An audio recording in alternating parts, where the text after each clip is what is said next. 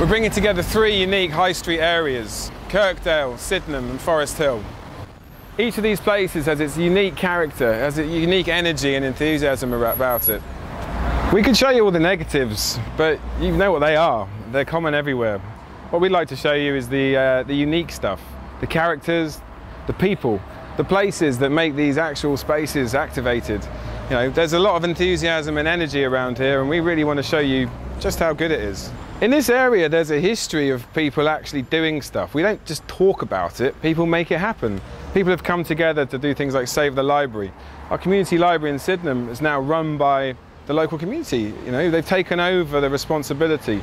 Lewisham still supply the library books, but it's the people that make it work.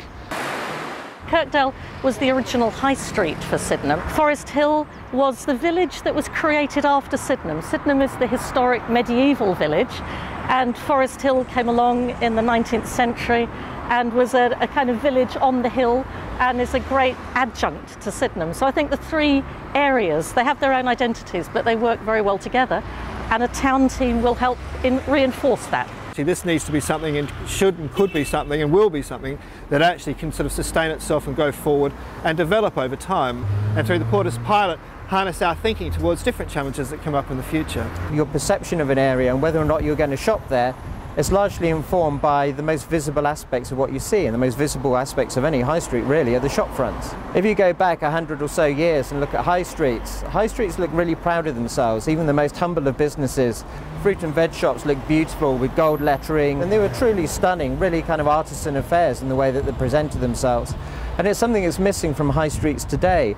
It seems to be that more people spend on a shop front by ripping out original shop fronts, putting in aluminium versions, backlit illuminated boxes, are actually to the detriment of the high street. One of the things we're really keen to push in our bid is the idea of blending culture, community and retail into one seamless whole, so the high street's a destination for everybody.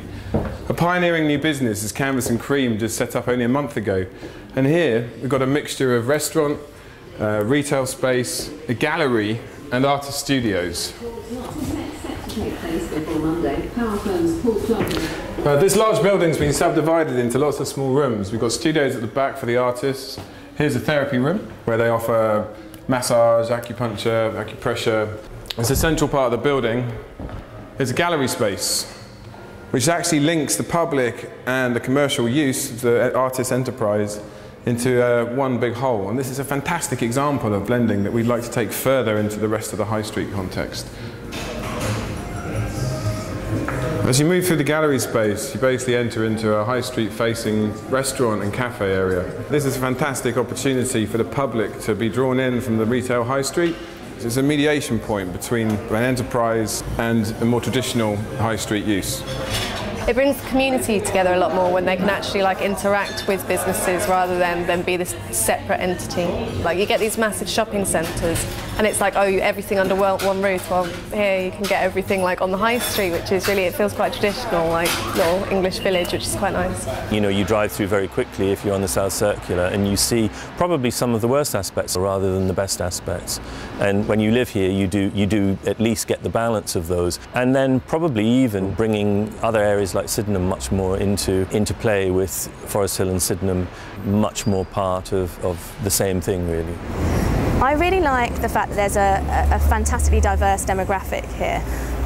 Everyone here they tend to be involved in the work or activities that they're involved in because they love them, as opposed to being driven by money or anything like that. It's a really unique area in that sense. A lot of people interested in the arts, in local community activities, and I think we just need that additional drive to kind of bring it all together. Well, Sydenham Arts Festival started 4 years ago as a sort of group of volunteers getting together to stage a series of really exciting community arts events in the area. And our first year, 2009, we had 50 events over 2 weeks. It was very, very successful, and we've gone on to build on that in the last 3 years. I think what would be really good is if residents, artists, retailers, publicans, cafe owners could get together and sort of share ideas for how the Arts Festival could sort of develop a kind of joined up community arts event that included pop-up shops. I call them community pop-up events where we ask people in the local community if they have something to share with the rest of the community, and we ask local business owners and property owners if they have venues to host these sharing sessions. And these can be anything from people wanting to share the fact that dance classes, yoga, creative writing, whatever. And as a consequence, what you might end up with is, or what you do end up with, is dance classes in the local dry cleaners, creative writing classes in the local pub. Really, that's the idea.